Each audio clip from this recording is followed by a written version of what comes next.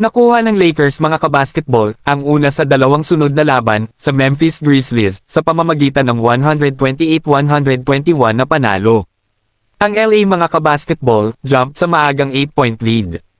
Sina Marcus Smart at Jake LaRavia ay parehong knockdown ng threes, nag-through down ng dating Laker na si Christian Coloco mga kabasketball ng isang dunk sa assist ni Ja Morant. Ang Los Angeles ay shooting ng 80% from the field. Sa 7 minutes mark, ang Lakers mga kabasketball were up by 11. Si LaRavia ay 3-4-4 from the field at may 9 na puntos in the quarter.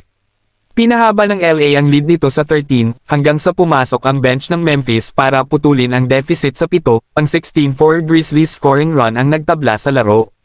Ang Memphis pagkatapos ay naging malamig mula sa field na nagpapahintulot sa Los Angeles na mabawi ang offensive momentum. Pumasok ang Lakers sa second period na lamang ng 8. Si Luka mga kabasketball ay nagkakaroon ng rough offensive game, 1 of 6 from behind the arc, at 5 of 13 mula sa field. Gayunpaman mga kabasketball, siya ay shooting ng 81% from the charity stripe. Nagtapos si Doncic mga kabasketball na may 34 points, 6 na rebound, 8 assist at 2 steals. Si LeBron ay may 31 puntos na may 9 na rebound at 6 na assist. Si Jake LaRavia ay may 21 puntos, 9 na rebounds, 3 assist at 2 steals. Nag-pitch si Hayes na may 12 puntos. Si Smith Jr. mga kabasketball ay gumawa ng 8 puntos at 2 assist mula sa bench. Umiscore si Smart ng 13 puntos na may 8 rebound at 7 assist.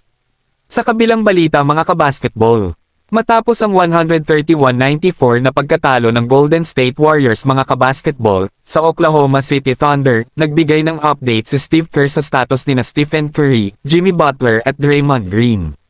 Sinabi ni Kerr mga kabasketball na si Green, na binigyan ng rest day, ay maglalaro sa Sunday laban sa Utah Jazz. Sinabi rin niya na siya ay umaasa na ang ankle ni Curry mga kabasketball ay gagaling ng sapat upang payagan siyang maglaro at hindi niya alam kung magagamit si Butler dahil sa kanyang karamdaman. Sinabi ni Steve Kerr na maglalaro si Jonathan Kuminga laban sa Thunder. Hours later, lumabas si Kuminga sa injury report na may pananakit sa ibabang bahagi ng likod. Maya-maya pa, na-rule out siya. Pagkatapos ng laro, tinanong si Kerr kung natatakot siya na magtagal ang pinsalang ito. Ang ilang mga fans mga kabasketball ay speculated na ito ay hindi isang tunay na injury, at sa halip ay mayroong isang kasunduan sa likod ng mga eksena na panatilihin siya sa labas hanggang sa trade deadline.